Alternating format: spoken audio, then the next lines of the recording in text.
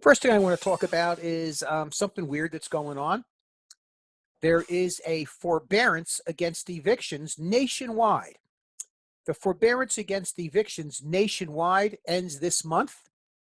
Um, however, however, Governor Murphy is extending it. He hasn't exactly signed the Executive Order 244 yet, but he is extending it, and he's telling us that he's going to extend it, but in no event will it end after January 1st, 2022. So the governor can terminate the state eviction moratorium at any time prior to January 1st, 2022. So in no event will it go beyond then.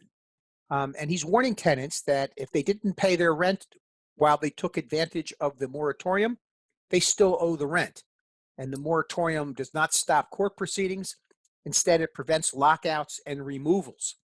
So there's going to be a lot of unhappy tenants who took advantage of the rent moratorium when this ends. However, there's a lot of unhappy landlords now because the rest of the country is ending the moratorium now, and only New Jersey is extending it to this later date. Now, to keep people housed as millions of New Jerseyans lost their jobs or income over the past year due to the pandemic, Governor Murphy signed an eviction and foreclosure moratorium. So foreclosures are also on a moratorium. The only time that the only loans that are being foreclosed now are on commercial properties and vacant properties. And it looks like they're going to extend that even through mid-August, the eviction on foreclosures. Now, the eviction on foreclosures hurts me because I do a lot of business with the banks. When they foreclose on a property, they give it to me to manage and to list and to sell for them. So the fact that they're not foreclosing is limiting the amount of listings I have. At some point, it will open back up again, and there will be many foreclosures because a lot of homeowners took advantage of the moratorium potential on mortgage payments. Now, the banks, just like with rents, the banks just said you don't have to pay your mortgage now, but they didn't say you never have to pay it. And as soon as we end the moratorium, the banks are going to be looking for their back payments, and they will start foreclosure process. And we know that what the first step is, they accelerate the loan. And we know the next step is they file a lis pendens. And so we will have plenty of properties to potentially talk sellers into listing who are on their way to a foreclosure and who have no way of making up the money they got behind during the forbearance. Now, one other thing, when you get your license that you really might want to research and you really might want to look at in order to generate listings is multifamily owners. Many multifamily owners are not getting paid rent because of the moratorium. And nobody is going to make those multifamily homeowners whole again when the moratorium ends. They're going to have to sue their tenants for the back rent. Their back tenants aren't going to have the back rent because that's why they don't have any money. They don't have any money because of the COVID, but they're not going to have money magically at the end of the lockdown and the end of COVID. So many landlords are going to be left not getting their rent, and they may be behind in their mortgage, which means they're going to have to sell. But there is a conflicting motivation, and the conflicting motivation is prices are at their highest ever. So if you were a landlord and you're really mad because you didn't get any rent for the last 16 months and your house is at its highest value ever, you might just think about selling it. So there is a way on our MLS that you can check out homes that are owned by somebody that's in a different zip code than the homes are located in. So that means you're finding absentee owners. And if you're finding absentee owners, you know they have people renting their houses because they live in other states or other zip codes, and their houses are in a zip code, maybe let's say New Brunswick. Those are very good prospects for you to approach and say, listen, why don't you just sell the house now and get out of this landlord game?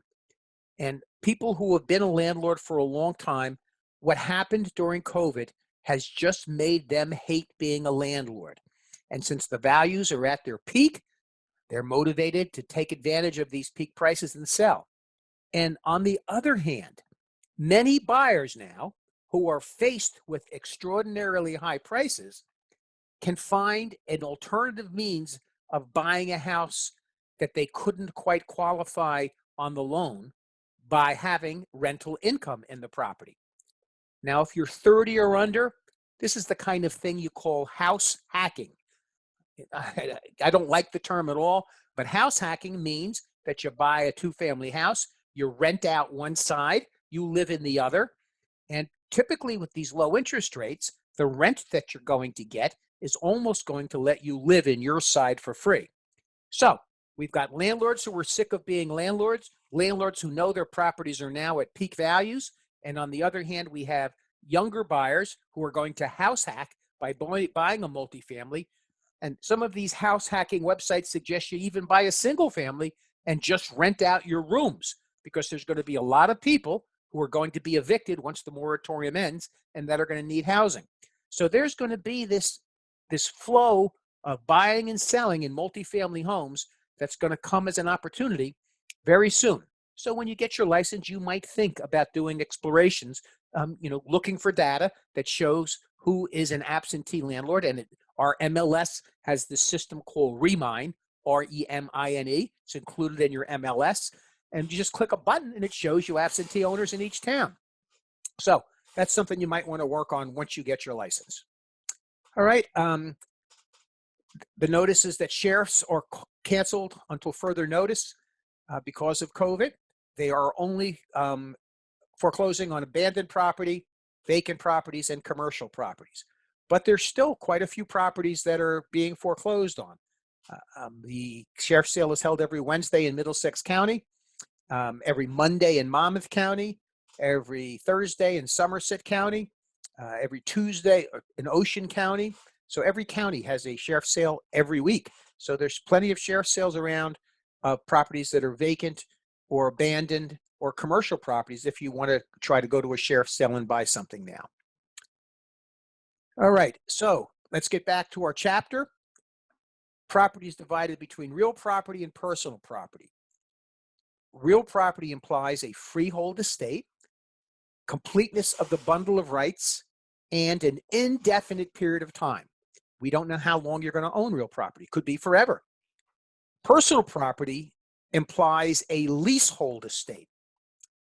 And personal property is a personal property when you have a lease. That lease, the rights that are afforded you by your lease, are your personal property. And the rights that are afforded you when you have a lease is the right of possession. The tenant has the right of possession. But it's for a definite period of time. And what is the period of time? Whatever the period of the lease is. So again, if you have a lease on a property, that lease is your personal property. At the end of your lease period, that right of possession goes back to the landlord. And that's why we call a lease a reversionary interest, because at the end of the period, it reverts back to the landlord. Another word for a lease is a demise, D-E-M-I-S-E. And we have to be careful because another word for inheriting something is a devise. So on the test, to be tricky, they always put these two together. A demise is a lease. A lease has a demising clause, and something that you inherit is a devise. If you inherit something, you are a devisee. A lease is a reversionary interest. At the end of your lease, the right of possession goes back to the landlord. So it's for a definite period of time. Your lease is for a definite period of time. Real property ownership, a freehold estate, is for an indefinite period of time. We don't know how long it's going to last. It could last forever. Now we're going to start off, we're going to define leases in several different ways. The first one is the general types of leases. We also call these estates. We also call these tenancies. And the four types are estate for years, periodic tenancy, tenancy at will, and tenancy at suffrage. Now, it says estate for years, and you got to remember that this is a leasehold estate. Just because it says estate doesn't mean it's a freehold estate. It's a leasehold estate. So these definitions apply to especially the period of time, because a lease is for a definite period of time. So one of the questions when you have a lease is, when am I going to have to move? And one of the questions that the landlord has is, when is my tenant going to move?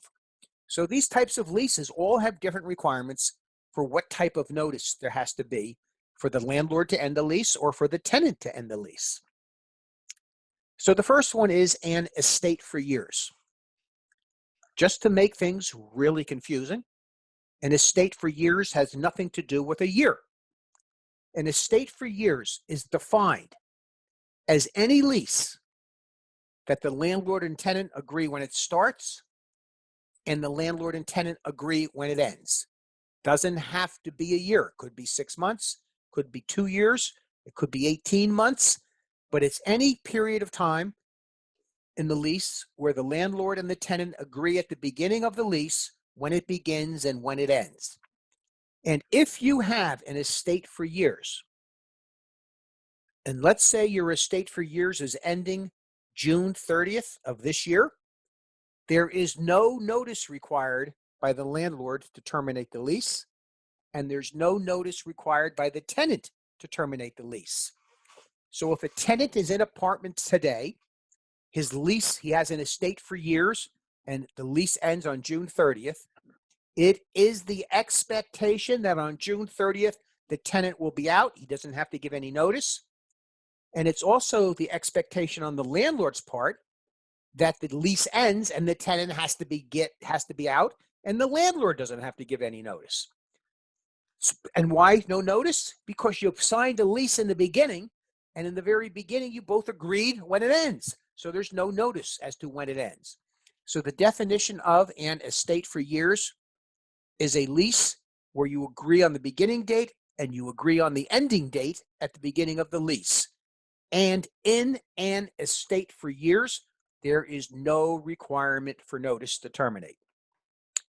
The next kind of a lease is a periodic tenancy, also known as a month-to-month.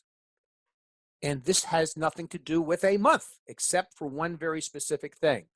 A periodic tenancy is a tenancy where you pay the same amount of money and you get the same amount of time.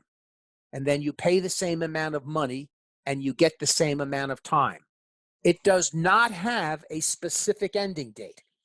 And since it does not have a specific ending date, it's only fair that if the landlord is going to end or if the tenant is going to move out, that they give the other party 30 days notice.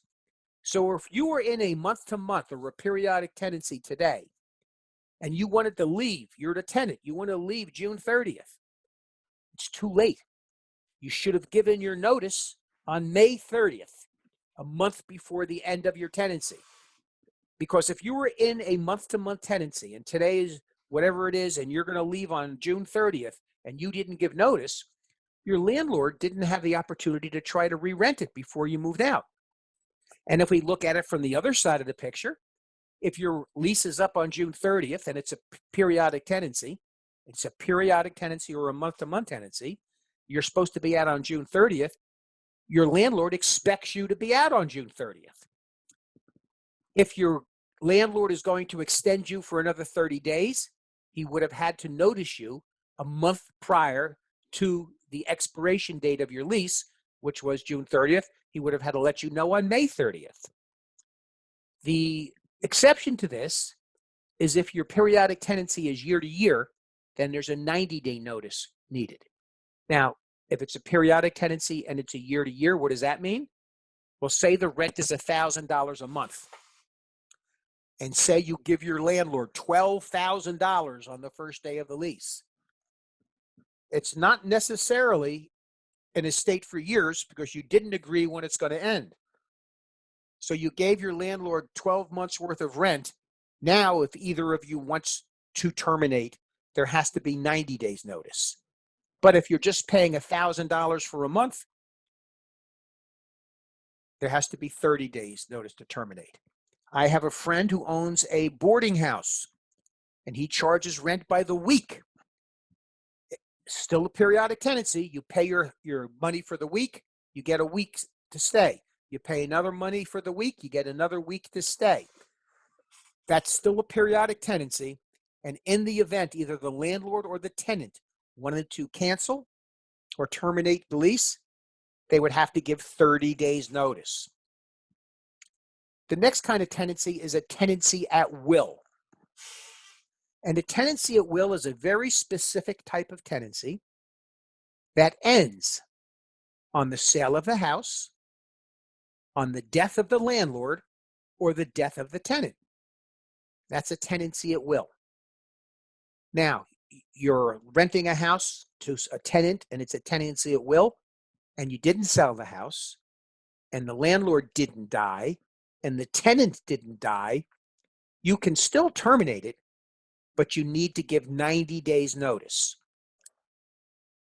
Again, if you're the landlord of a house and you sell the house, the tenancy is over. So the tenant, would have to be careful about when the house was going to be sold, because his lease would end as soon as the house was sold. That's a tenancy at will. And again, in a tenancy at will, if none of those events happen and you want to terminate the tenancy at will, you have to give 30 days notice. 90 days notice. You have to give 90 days notice. The next kind of a tenancy is a tenancy at suffrage. And when we are dealing with tenancies, what we're really dealing with is who has the right of possession. If there's a valid lease in place, the tenant has a right of possession. If there's no lease in place, the landlord has the right of possession. So what happens if the landlord has the right of possession, but the tenant is still living in the building? Then the tenant is a tenant at suffrage, which is also known as a holdover tenant. And a holdover tenant has no right of possession. But you're not allowed in New Jersey to just kick him out because he has no right of possession. In New Jersey, if their tenant is in there and his lease is expired on May 30th, but he hasn't left the house yet, and you haven't created a new lease with him yet, and you haven't taken a month's rent from him, because that would make him a month to month, and he's still in the house, he is now a tenant at suffrage or a holdover tenant.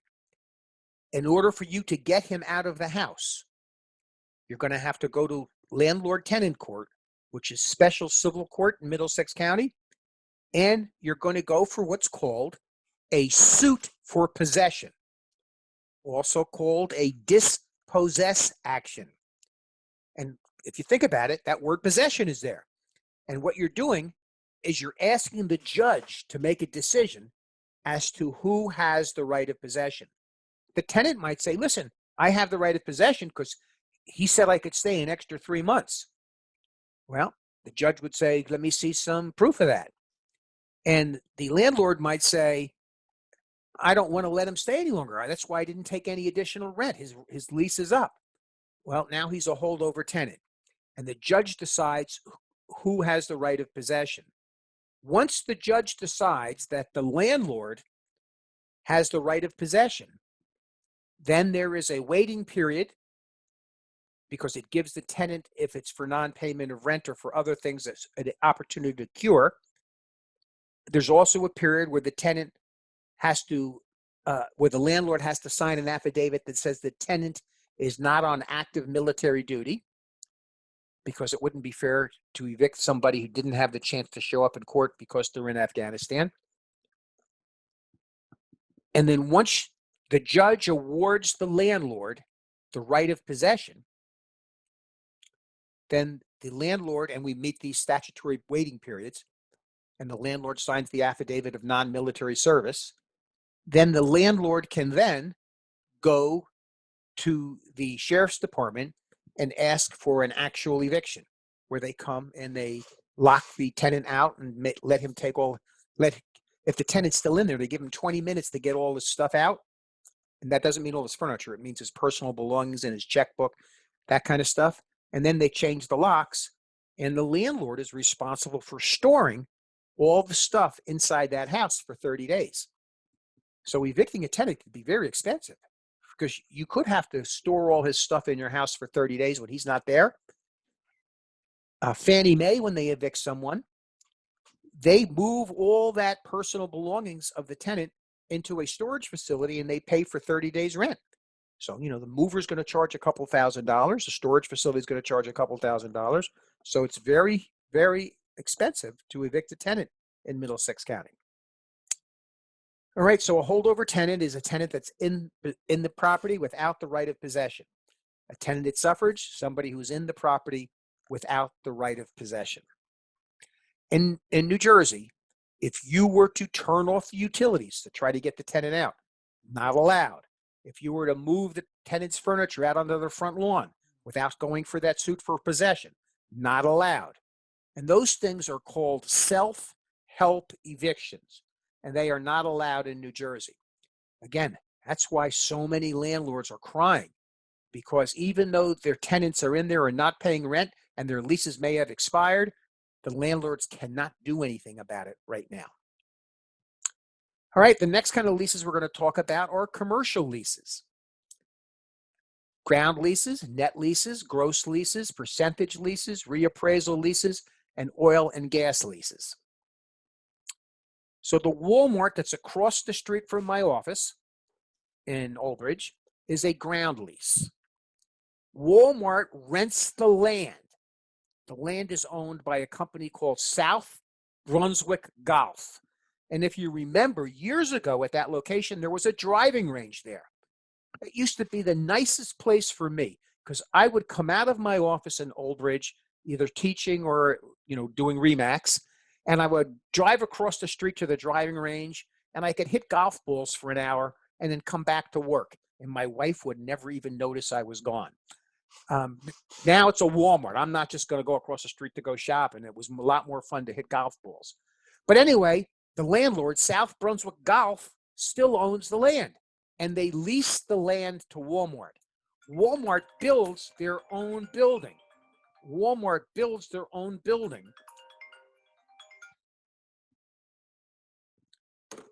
And they build a crummy building. This isn't a beautiful building. This doesn't look like Macy's in Manhattan. They just build a crummy building because at the end of their ground lease, Walmart is responsible for taking the building back down. So the tenant is responsible to remove it at the end of the lease. Now, this Walmart, if you drive over there and you look at the Walmart, there's all kinds of utilities created there already to put more stores into that big lot. And sometimes when you have a ground lease, you have what's called a step-up or graduated lease. So the Walmart is paying one amount of money for the land that they're leasing now, but when they fill in all the other adjacent lots, all the others, the places they have to build smaller rows of stores or restaurants, then Walmart's rent goes up.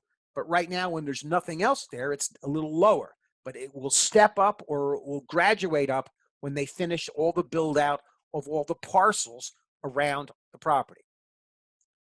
The next kind of a lease is a net lease.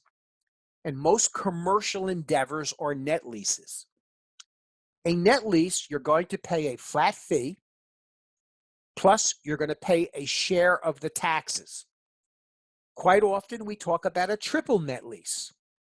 In a triple net lease, you're going to pay a flat fee, plus a share of the taxes, plus a share of the common area charges, plus a share of the insurance charges.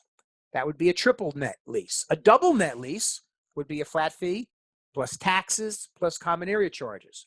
You could even have a quadruple net lease. Flat fee plus taxes plus common area charges plus insurance charges and plus some other charge. The first in the net, the first one is always the taxes though. The next kind of a lease is a gross lease. That's the kind of lease you pay when you have an apartment. You pay one flat fee per month, and that's your rent. One payment covers everything. So you can have a commercial lease that is a gross lease. One payment covers everything. The next kind of a lease is a percentage lease. So in the malls, and by the way, malls are dying. If you're, my wife loves malls and they're going away. You know, she's saddened by the state of malls. Maybe when COVID and the lockdown ends, they'll come back to life. But man, Amazon is just kicking butt. Everybody's shopping on Amazon instead of going to the mall. But in the old days, 2 years ago, you would have the Macy's and the Nordstroms at each end of the mall. They were called the magnet stores. Typically, they would have a ground lease. And then all the little stores in the corridors of the mall, the Foot Lockers and the jewelry stores, they would have a percentage lease. They would pay a flat fee, but they would also pay a percentage of their sales. And you'll always have a test question about this. And they'll say that you had a percentage lease where you were supposed to pay $1,000 a month plus 5% of your sales. Last month, the rent was $2,000. How many shoes did you sell? Well, the first 1,000 was the flat fee, and the second 1,000 represented 5% of the sales. So 1,000 is 5% of what number? So you're going to do 1,000 divided by 0.05. And that would give you $20,000. So your sales last month were $20,000. 1,000 of it was the flat fee. 1,000 of it was 5% of your sales. So your sales were $20,000. That's a percentage lease. Now think of all the problems that that's creating today. First of all, stores don't sell all their stuff in the store. So what if you go to Nordstrom's to look at dresses? My wife does this all the time, tries on a couple dresses, and then goes back home and orders them online. Does the percentage lease apply? And this is a question that's coming up now within these malls, is how are they going to charge them for internet sales?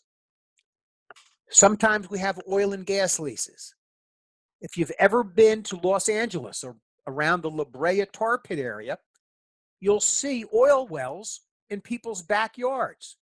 And that's because the people who own those properties are leasing to the oil companies the right to take the oil out from under the ground. So you could have an oil lease. There's, in Pennsylvania, they have a lot of fracking. In Pennsylvania, farmers will lease their natural gas rights to the energy companies, and the energy companies will frack. They'll pump pressurized acidic water into the ground, and it forces up the natural gas.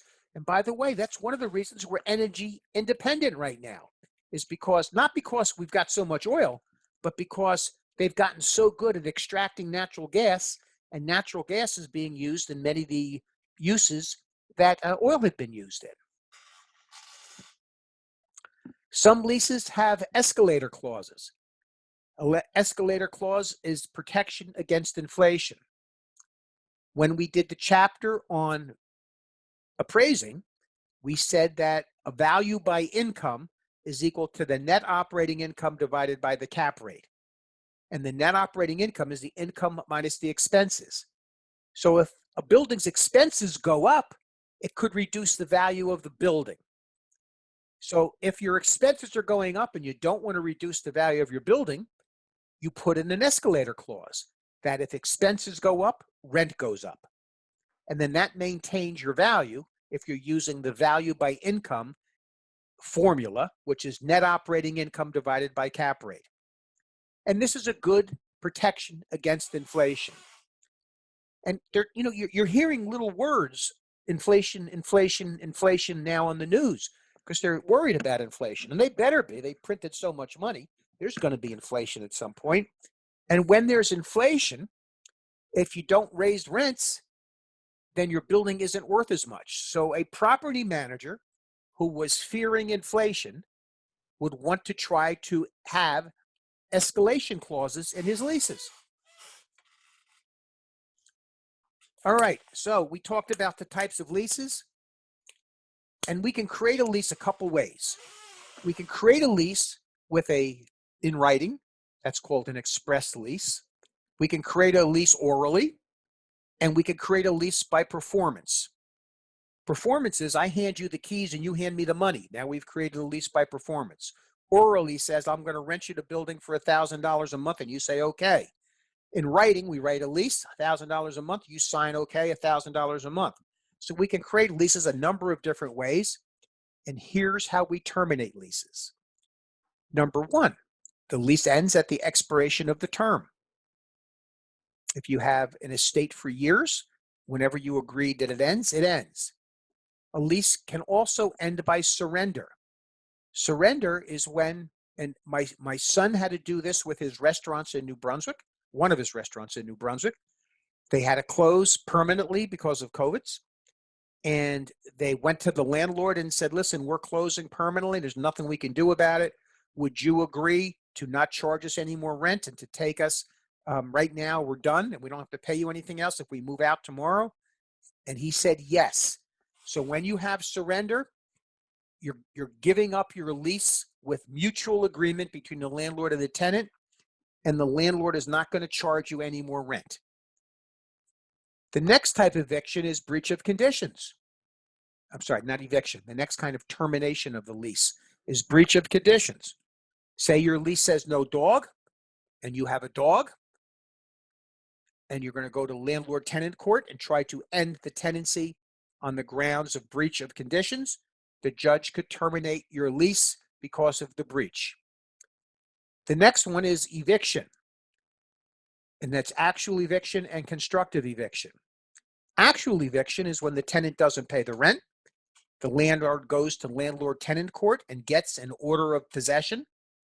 And when he gets the order of possession, he has the tenant evicted by the sheriff's department. That's an actual eviction. When he's evicted by the sheriff's department, he doesn't owe the balance of the rent. That's important.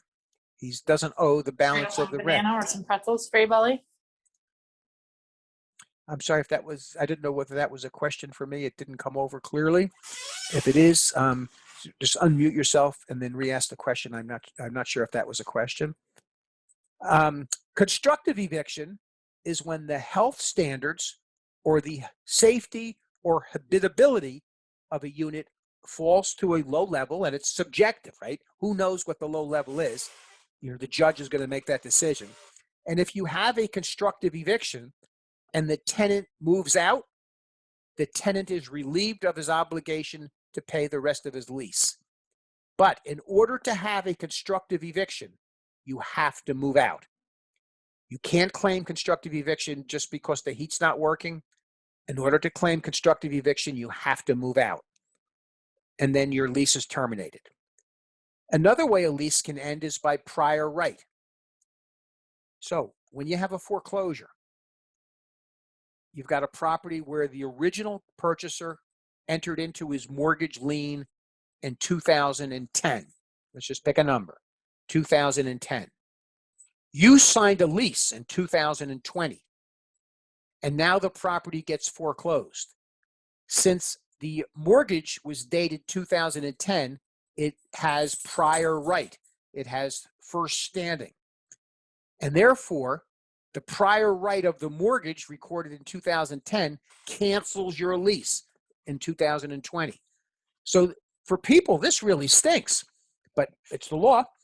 It really stinks because if you're renting a house and you're paying the rent and you're thinking everything's great and peachy keen, but the landlord has been taking your rent money and hasn't been paying his mortgage, you could still be evicted because of the prior right of his lender. His lender's mortgage was recorded prior to your lease being entered into. That's prior right. The next way to terminate a lease is destruction of the premises. Property is destroyed, it terminates the lease. In South Amboy, I had a deli downstairs and an apartment upstairs. The deli it had been a Krauser's. It had been the top producing Krauser's in the state of New Jersey until the trains made a little change. In the old days in South Amboy, the trains would stop in South Amboy because the tracks were not electrified from South Amboy down to Bayhead, but they were electrified from South Amboy into New York. So every train would stop in South Amboy for 20 minutes, and you would change from an electric locomotive to a diesel locomotive. And my deli was right across the street from where the train stopped. So for 20 minutes, every train that went through, everybody would come across the street and buy the Star Ledger and buy donuts and coffee and bagels. And cigarettes. And lottery tickets. Top performing Krausers in the whole system. Then they stopped. Then they electrified the tracks all the way down to Bayhead. They no longer had that 20-minute stop every time in South Amboy. And now it was just a regular old-fashioned convenience store. Well, I was renting the convenience store out to Mr. Patel, and we had a fire, and the fire burned the whole building down. And when the fire burned the whole building down, South Amboy claimed that it was a hazard, so they had me bulldoze what was left, and they had me fill in the foundation. So now there's nothing there but a vacant lot. I went to get plans because I had it insured. I went to get plans to rebuild the building, and I was going to build a much bigger and much nicer building. And Mr. Patel said, well, if you do build a nicer building, you have to honor my lease. Well, I didn't want to do that. One reason was we found out Mr. Patel's negligence started the fire. And another reason was if I have a brand new building with a lot more facilities and space, I don't want to give Mr. Patel the same rent. So, of course, we went to court. And the judge said, what happened to the property? And I said, it burned down. It was bulldozed. They filled in the hole. And the judge says, well, I guess it's destruction of the premises. The lease is terminated. So that terminates the lease. And destruction of the premises also removes the obligation from Mr. Patel to pay the next. He had another 5 years plus a 5-year option. So it relieved him of all his obligations to pay any more rent. That's destruction of the premises. The next one is abandonment. Abandonment means if the tenant disappears and abandons the property permanently, that terminates the lease. On abandonment, the tenant still may be responsible for paying the rest of the lease. However, the landlord has the obligation, if there's an abandonment, the landlord has the obligation to mitigate the damages. Mitigate the damages means the landlord has to try to re-rent it as soon as possible. Now, the building you're seeing below there that's vacant, this was a property that I was doing for a bank. The bank sent me by to check out the property. Here's a picture of it. Looks abandoned to me. No furniture in the building. There was bologna in the refrigerator, and there was hemorrhoid cream in the refrigerator, but nothing in the property at all, except in one closet, there was a big garbage bag full of stuff. So I reported the property as being abandoned, which gave the bank the right to go in and change the locks and clean the bologna and hemorrhoid clean out of the refrigerator. The problem was, although it appeared empty, the tenant did not abandon it, and his intention was to come back before the end of the lease. So, of course, I got dragged into court again, and the tenant sued me. Now, the problem was when the tenant sued me, what were the damages? Because bologna and hemorrhoid cream, is he going to charge me $12 for bologna and hemorrhoid cream? But the reality was that garbage bag that was in the closet was all of his personal mementos, his wedding photographs, all his family photographs, all kinds of other stuff that he wanted to keep. He had had his house destroyed in Hurricane Sandy. And as he was waiting repaired, he was using this apartment to live in, and his house was almost ready from Hurricane Sandy. All he had left behind was this garbage bag full of stuff. And, first of all, you can get sued for anything. It wasn't my fault. I didn't throw the garbage bag out. The bank's clean-out people did, but this gentleman still brought me to court. And the judge said, okay, so what are your damages? And the hemorrhoid cream and the bologna, And the guy says, well, my stuff was priceless in that garbage bag. And the judge says, unfortunately, we can't award damages for priceless. You have to give me what was in the bag and what it's worth before we can award any damages. So again, this was dismissed with prejudice, which means the judge says you don't have a case here. But abandonment did mean that he didn't have to pay any more of his rent. Now, I was very, very sympathetic to this guy. He lost his house in Hurricane Sandy. Then he lost all his stuff in his bag. The judge gave him a lecture of why would he store stuff in a closet in a garbage bag? What was we expected to do? And why didn't he have anything in the apartment? But nevertheless, even though I won the case, I felt horrible for this poor guy. So that's your lesson with abandonment. You can't assume it's abandonment. You can't assume someone's intentions are to never come back. And like they said on the old show, The Odd Couple, when you assume, ASSUME, you make an ass of you and me. And I felt like an ass from that. I'm sorry to say. Now, on another note, the biggest case of destruction of the premises in the history of the world was the World Trade Center. One gentleman, Mr. Silverstein, I think is his name, had all the leases to the number 2 World Trade Center.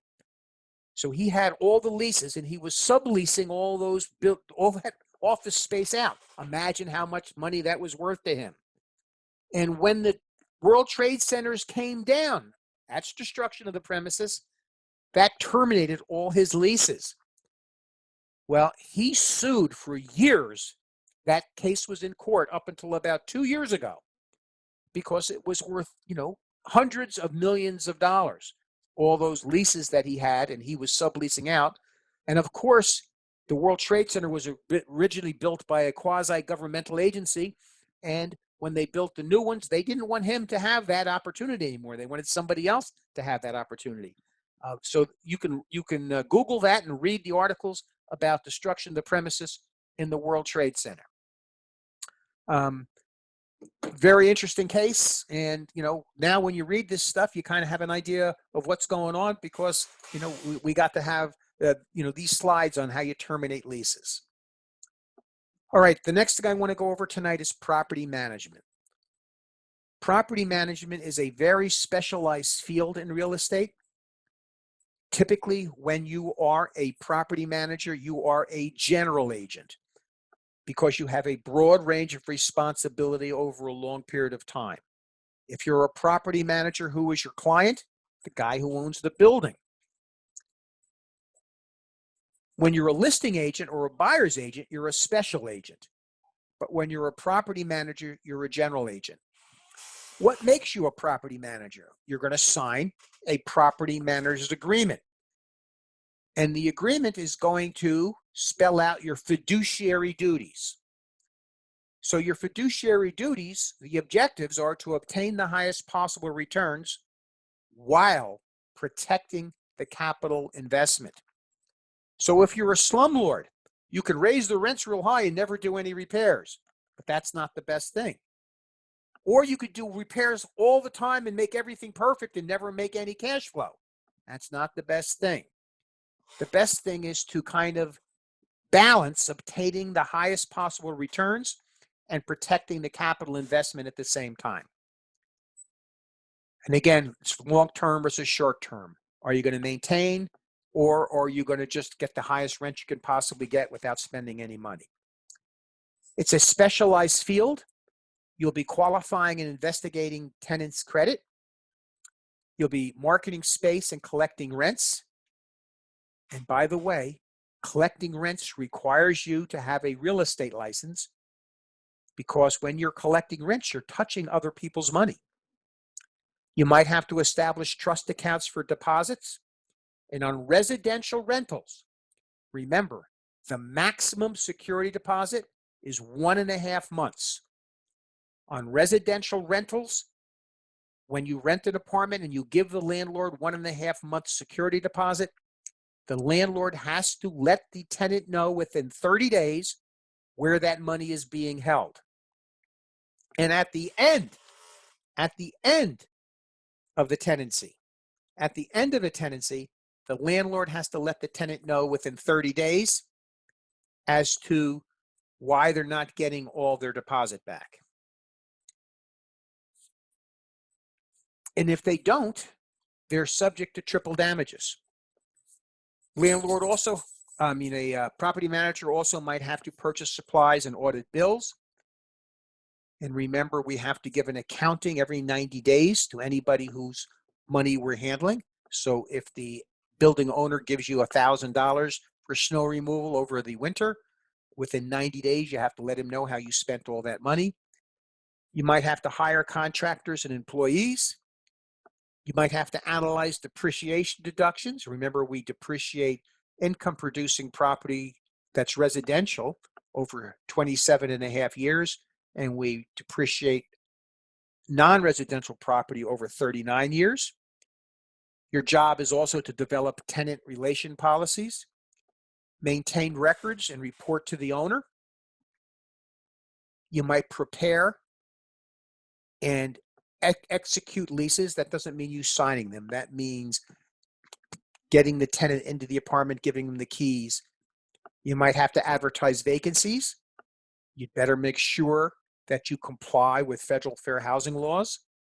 We talked about those the other night. You might plan alterations and modifications to the building. And again, like we talked about the other night, if a handicapped tenant needs a special modification, you have to let him do it, but he has to do it at his own expense, and he has to return the property to its original condition when he leaves. You might have to have knowledge of health and building codes. And again, if you're hiring employees, you have to know OSHA. You have to provide security to tenants. If somebody gets mugged or gets robbed in your parking lot and you haven't done enough to protect the tenant's security, everybody could be sued. You might have to prepare an annual budget that looks at things like expenses and cash flow. So to begin as being a property manager, you're going to have to sign a property manager's agreement. And the very first part of the operating manager's agreement is to lay out your fiduciary duties and appoints you as the general agent of that landlord. And remember, you're doing this under your broker's license, right? You're a salesperson. You guys are going to have your salesperson's license. So it's going to be the broker's license that's creating the relationship, but you're going to be working the relationship. You might have to write reports. You might have to have operations under your control. You're the one who orders the grass to be cut. You're the one who orders certain repairs to be done. And you're going to need to find out what authority you have. How much money can you spend without getting multiple bids? I do property management also. And, when there's a repair, my property management job says anything that's under $500, I can just get done. If it's over $500, I need 3 estimates. So when a job is $600, I hate it because I have to spend time getting 3 estimates, and 2 of those contractors are going to be mad at me because they're not going to get the job, and 1 is going to be okay. But it's, again, that's what you're going to lay out. What's your authority? How much can you spend without getting authorization from the owner, unless it's an emergency type repair? So you might be an employee. Let's say you work for a big apartment complex and you're an employee. There's no need to be licensed unless you collect rent.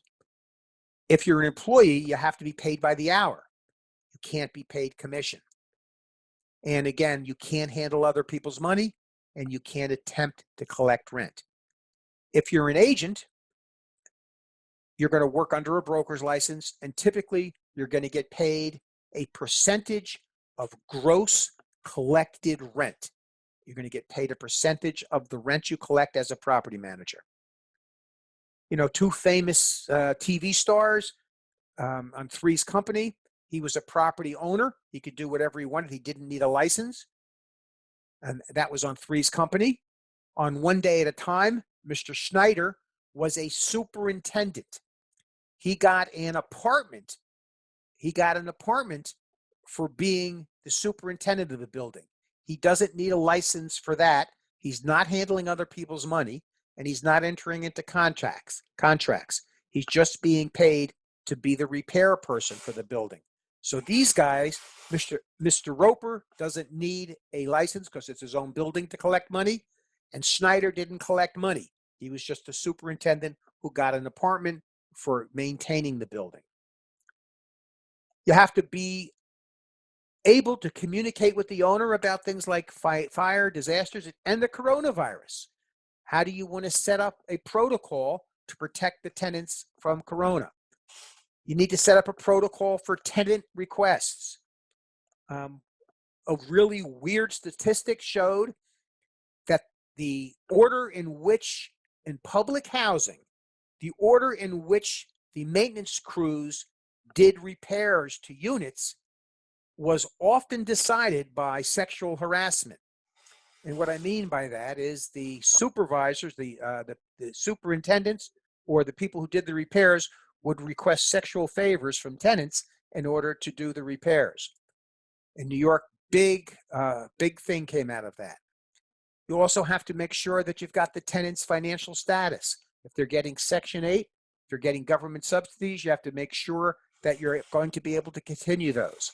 You have to create long-range plans, be aware of community changes. In Highland Park, some of the community changes are there's a lot of brand new, high, expensive, beautiful apartments going up. Around Rutgers University, there's a lot of beautiful, expensive apartments going up. The new thing that students want is beautiful apartments. Their parents pay a fortune for them, but no longer are they satisfied with renting a dumpy place on College Avenue. Sometimes you'll have to handle inquiries for purchase. And at the beginning of the class tonight, I suggested that you start going after people that have rental properties and asking if they'd like to sell them. So that's something, if you're a property manager, that you might listen to and then send forward to the owner of the property. And you have to be careful about eminent domain. Towns like Highland Park have a redevelopment coordinator, and they've named some of the addresses on Raritan Avenue to fall under the Community Redevelopment Act, which would allow them to be seized for eminent domain. So you want to be aware of that when you're signing leases for people. All parts of your duties as a property manager. You also have to be aware of the Environmental Protection Act, especially the Federal Fair Housing Act. And we talked the other night about how the largest percentage of complaints under federal fair housing is for disabled people, mentally and physically disabled, because we cannot discriminate against them. You have to obey IRS codes about income, about reporting, and about if somebody's an employee. And again, if you're hiring employees, you have to be aware of the Occupational Safety and Health Act. All different things that a property manager should have in his tool belt. You might have to prepare financial reports, income and expense reports. Slightly different report is a profit and loss report.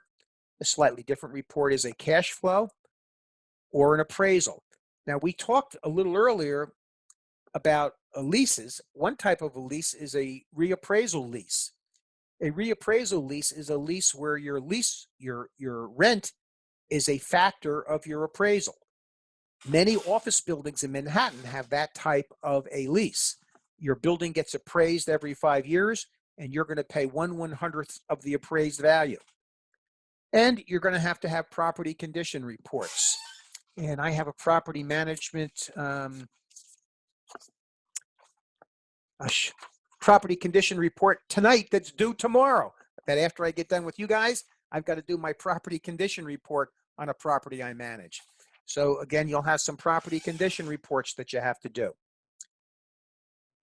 This is the project management life cycle. If you're getting involved in a new project where you're trying to decide what to charge, to select a budget, to forecast, to plan, and to lease, and then to track.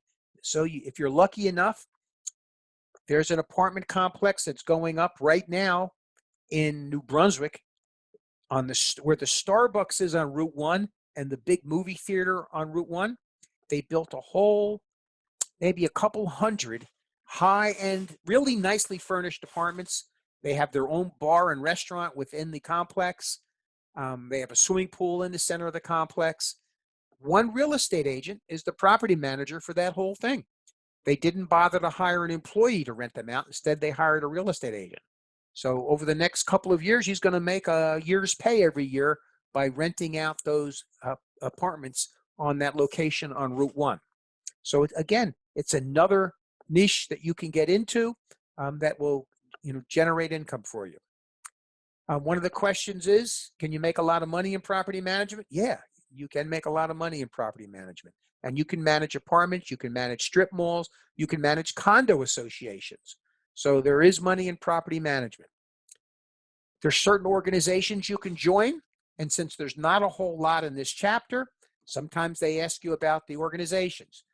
You can get a certificate that makes you a certified property manager. You can join the BOMA, Building Owners and Managers Association. That's kind of like for us, it would be the realtors. For them, it's the BOMA. And you can join the National Apartment Association. Again, for apartment managers, that's kind of like the realtors for us. These are all organizations that you can join. How does a property manager get paid? By a percentage of gross collected rents. We get a percentage of gross collected rents.